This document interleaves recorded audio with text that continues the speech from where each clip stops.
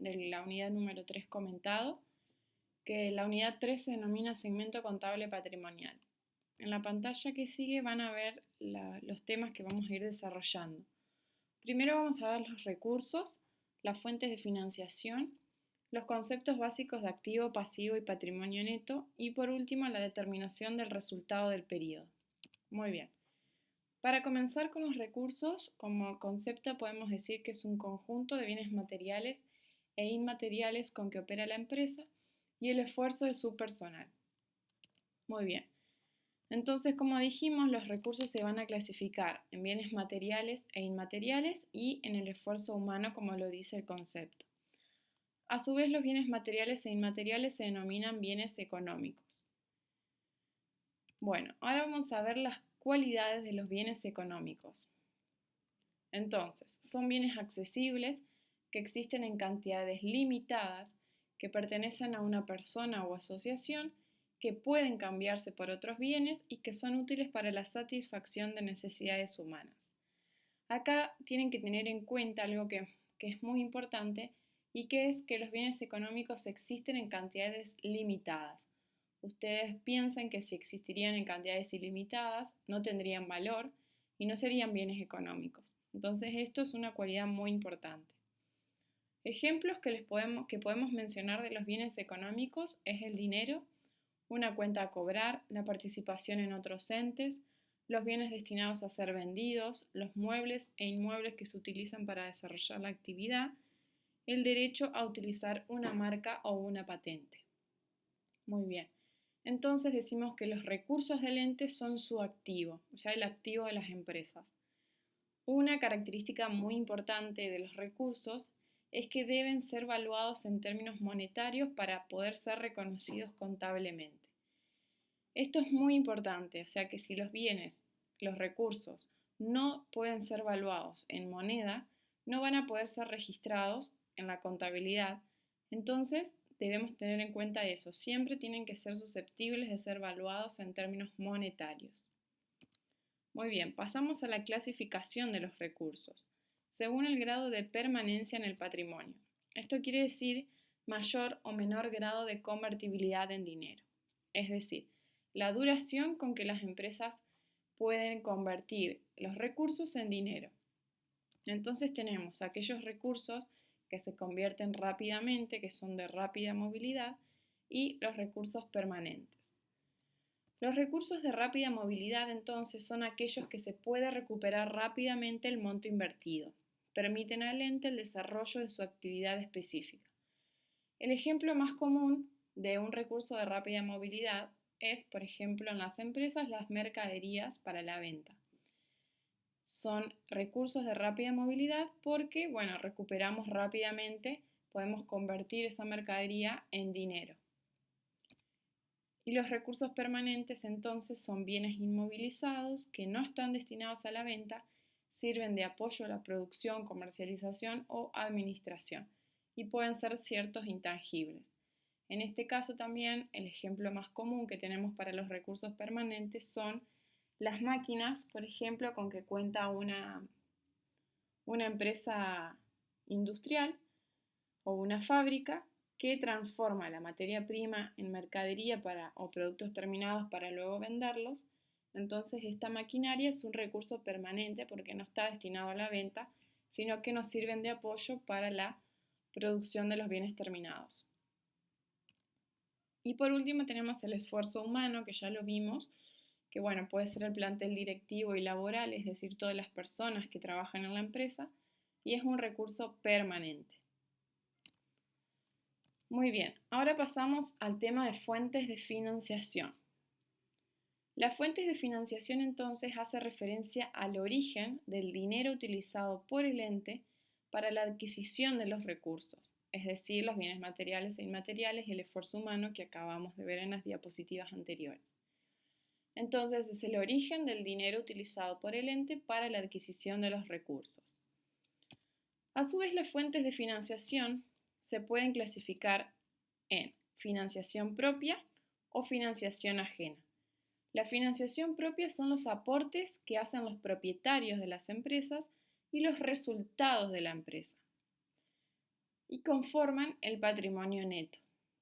Por otro lado, tenemos la financiación ajena, que es aquella financiación otorgada por proveedores o terceras personas y conforman el pasivo de nuestras empresas. Entonces, así tenemos la financiación propia y la financiación ajena. Muy bien. Vamos a la clasificación de las fuentes de financiación.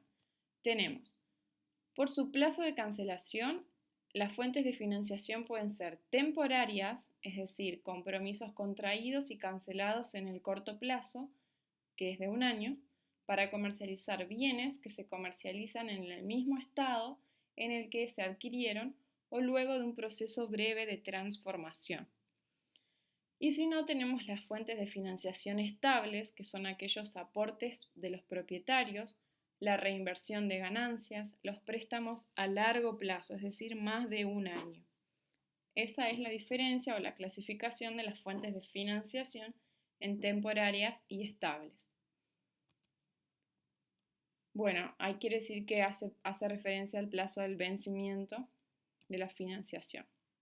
Y así nos queda conformado el esquema de recursos y fuentes.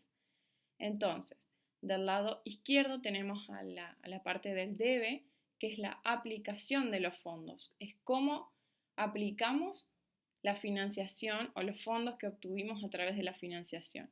Y tenemos en el activo los recursos que ya vimos de rápida movilidad o permanentes. Esa era la clasificación. Y en el lado derecho tenemos el haber, que es el origen de los fondos, de dónde sacamos nosotros las fuentes de financiación. Entonces tenemos por un lado la fuente ajena, que vimos que era el pasivo de la empresa, que son préstamos a corto plazo o préstamos a largo plazo. Y luego tenemos el patrimonio neto, que es la fuente propia de financiación, que está conformado por el aporte de los propietarios y por la reinversión de ganancias de la empresa. Muy bien, pasamos al concepto de activo. Según Fowler-Newton, los activos son los recursos económicos del ente. Acuérdense que ya vimos recursos económicos. Entonces, son los recursos económicos del ente que podrían estar constituidos por dinero, otros bienes tangibles o intangibles y derechos que obligan a terceros a entregar al ente dinero u otros bienes o a prestarles servicios. Acá Fowler-Newton utiliza otras palabras, pero más o menos es lo que venimos viendo. Entonces, un ente tiene un activo cuando, debido a un hecho ya ocurrido, controla los beneficios que produce un bien en el futuro.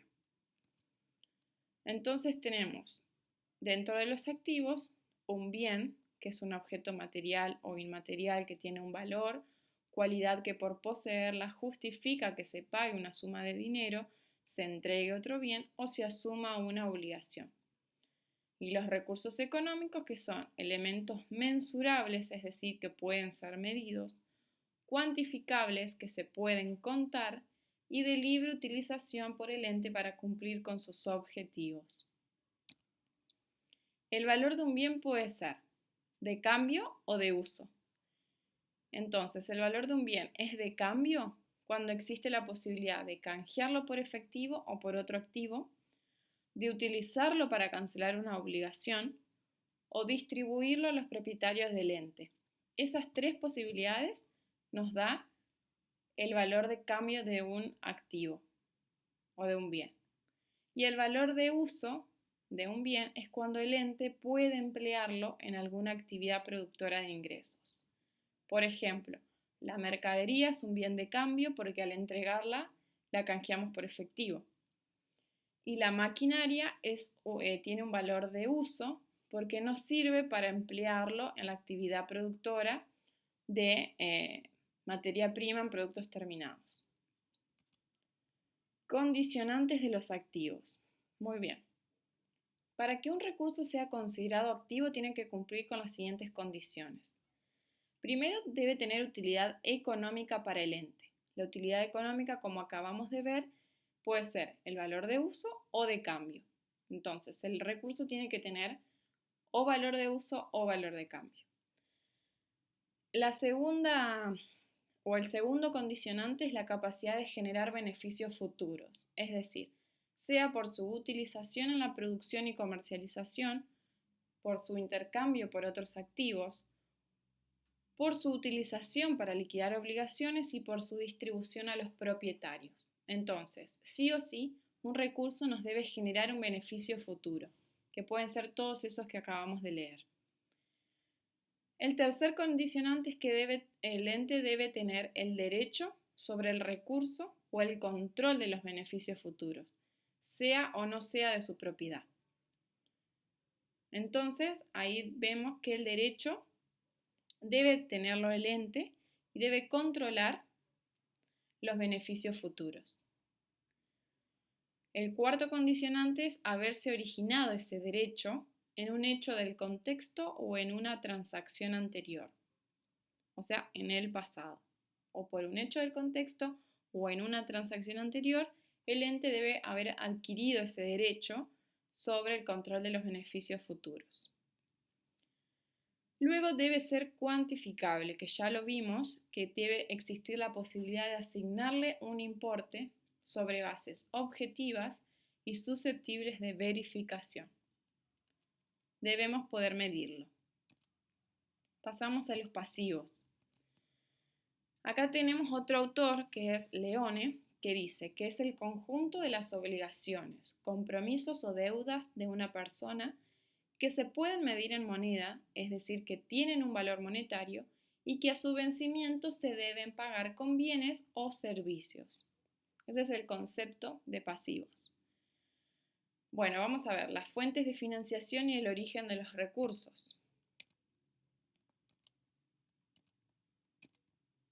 Las características de los pasivos.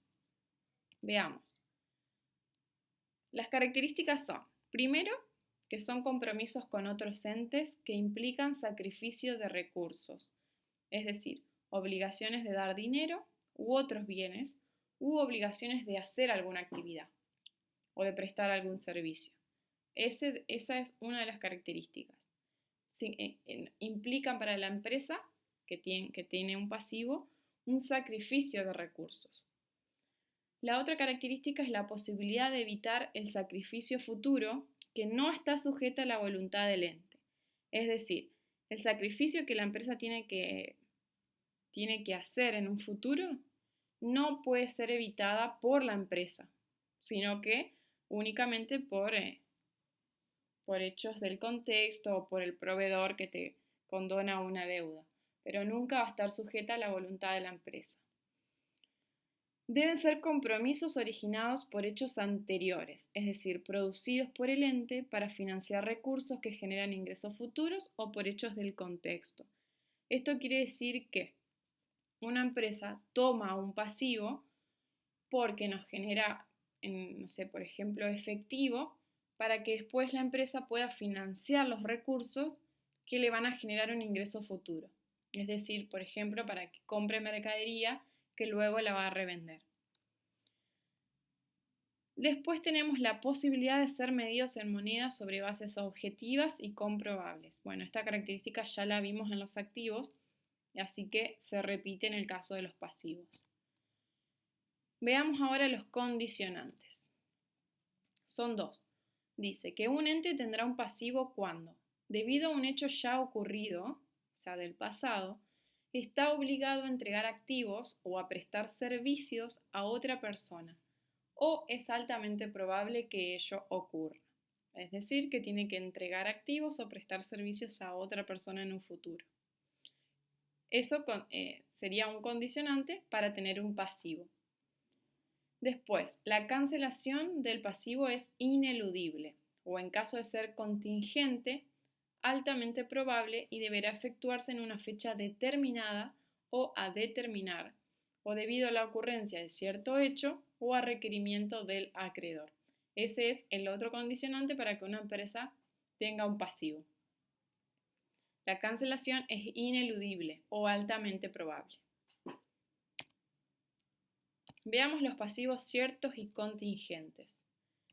Los pasivos ciertos son obligaciones del ente a favor de terceros que deben ser indudablemente cumplidas, cualquiera fuese su origen o título, sean determinados o determinables. Bueno, los pasivos ciertos son los más comunes. Puede ser, por ejemplo, la luz a pagar, los proveedores, etc. Son los pasivos, las deudas más comunes. Y los pasivos contingentes son obligaciones que están supeditadas a la concreción de algún hecho aleatorio.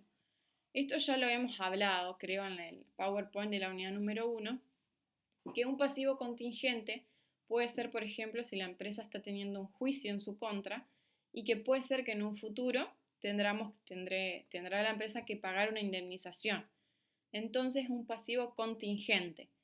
Nuestra deuda está supeditada a la concreción de algún hecho aleatorio, que en este caso es, bueno, la sentencia del juicio para ver si la empresa debe o no debe pagar. Así, en el ejemplo dice, la probabilidad de pagar indemnizaciones, juicios, garantías, etc. en un futuro. Bueno, la tercera cuestión es el patrimonio neto de las empresas. Acá tenemos un concepto, según Chávez y otros autores, que dice que es la porción del activo que corresponde a los dueños de la empresa. Esto resulta suficiente para definir patrimonio neto en su expresión cuantitativa, pero no para caracterizarlo en cuanto a su composición cualitativa. Entonces dice, Chávez y otros autores dicen que es la porción del activo que le corresponde a los dueños de la empresa. Y acá vemos las formas de expresar el patrimonio neto. Por sus componentes, es decir, por lo que constituye el patrimonio neto, es el capital y los resultados, tanto positivos como negativos. Y por diferencia de los componentes patrimoniales, tenemos la ecuación que el patrimonio neto es igual al activo menos el pasivo. Siempre se debe dar esta condición. Entonces tenemos dos formas de expresar el patrimonio neto: por sus componentes o por la diferencia de los componentes patrimoniales, que es el activo menos el pasivo. Veamos los componentes del patrimonio neto, que es capital y resultados. Al inicio de la vida del ente, o sea que cuando creamos una empresa, el patrimonio neto es igual al capital. Es decir, que el patrimonio neto es igual a los aportes que realizan los dueños de la empresa. Capital. ¿Qué es el capital? Es la suma de los aportes en dinero y en especie que los socios se comprometen a entregar al ente. Refleja a través de la vida del ente el valor del compromiso de aporte asumido por sus propietarios. Puede estar representado por acciones o partes según la forma jurídica del ente, que crean derechos de diverso tipo, por ejemplo, de participar en las ganancias y en la elección de autoridades, en aprobar o desaprobar gestiones, etc. Bueno, resumiendo este concepto, el capital son los aportes en dinero y en especie que los socios se comprometen a entregar al ente. Eso es lo que conforma el capital de las empresas. Una vez que la empresa empieza a funcionar, va generando resultados, ya sean positivos o resultados negativos. En este caso vamos a ver primero los resultados positivos, que están conformados por ingresos o por ganancias. Los ingresos es el resultado positivo que se genera por ventas de bienes o prestación de un servicio. El ente controla la generación de ese resultado positivo. En sentido contable, el ingreso no equivale a entrada de dinero. También son ingresos aquellos que impliquen reducciones de pasivos. Acá lo que ustedes tienen que tener en claro, y lo más importante de todo, es que el ente controla la generación de ese resultado positivo. Ahora, cuando leamos juntos lo que es las ganancias, les voy a decir un ejemplo para que les quede bien claro. Pasamos a las ganancias entonces. Las ganancias es un aumento patrimonial neto producido por hechos o actos ajenos a la actividad o gestión del ente. Acá lo más importante es el control de la generación del resultado. En el ingreso el ente tiene el control, en cambio en las ganancias no tiene el control. Una ganancia puede ser, por ejemplo, una donación que le realiza una tercera persona a la empresa. Una donación nosotros no lo podemos controlar, no podemos obligar a alguien que nos done algo. Entonces, como no tenemos el control sobre esa donación, es una ganancia. Ahora bien, cuando nosotros realizamos una venta, nosotros tenemos el control, nosotros decidimos realizar la venta y eso es un ingreso. Esa es la diferencia entre ingreso y ganancia, es el control. Bueno, por último dice que los resultados positivos producen incrementos en el patrimonio neto, nos aumentan el patrimonio neto. Bueno, como les dije, cuando cierra el primer ejercicio económico, cuando transcurrió un año, por ejemplo, el patrimonio neto va a estar conformado por capital más resultados. Y ahora pasamos a los resultados negativos. Primero vamos a hablar de los costos. Los costos son sacrificios económicos que demandan la adquisición de un bien con utilidad económica para el ente. Contribuyen en la obtención de ingresos. Cuando los costos incurridos pueden dar lugar a la obtención de ingresos futuros, o a evitar la realización de nuevos sacrificios y que beneficien de alguna manera a futuros periodos, suelen ser denominados costos no consumidos y constituyen activos para el ente. Cuando ese activo es consumido, pasan a ser costos consumidos, dejan de pertenecer al activo y tienen por lo tanto que incidir sobre la determinación de los resultados del periodo, obviamente como un resultado negativo. Por ejemplo, la mercadería en existencia es un activo. Cuando se vende ya no es más un activo de la empresa, sino que es un costo consumido, que en este caso sería el costo de la mercadería vendida. Es un resultado negativo del periodo. Otro ejemplo que les puedo mencionar es si la empresa compra, por ejemplo, una resma de papel. Cuando la compra es un activo porque es un costo no consumido. Forma parte del activo mientras tengamos la resma sin usar. Una vez que usamos el papel, la resma pasa de ser un activo a ser un costo consumido. Es un resultado negativo. Ese es otro ejemplo que les puedo decir. Pasamos ahora a gastos. Gastos son sacrificios económicos que posibilitan la obtención de ingresos futuros, pero que a diferencia de los costos, no han pasado previamente por el activo. No es posible mantenerlos en stock para su consumo paulatino. Un ejemplo de los gastos pueden ser las remuneraciones del personal, el consumo de energía en el local comercial, el pago de impuestos o tributos, etc. Entonces, la diferencia con los costos es que no pasan por el activo. Bueno, ahí por ejemplo el sueldo del personal, nunca nosotros tenemos un activo que sería el trabajo del personal. Por eso se dice que es un gasto. O la energía eléctrica o los impuestos nunca forman parte de nuestro activo. Y por último tenemos las pérdidas, que son las disminuciones patrimoniales netas producidas por hechos incidentales o del contexto, que no implican beneficio o utilidad para el ente en el periodo actual, ni tampoco representan posibilidad de obtener ingresos en el futuro. Por ejemplo, el robo de una PC del ente, un siniestro no asegurado, etc. Bueno, acá tenemos que acordarnos que en los resultados positivos, ¿se acuerdan? Que la diferencia entre ganancia e ingreso es el control del ente para poder tener ese ingreso o esa ganancia. En este caso es lo mismo.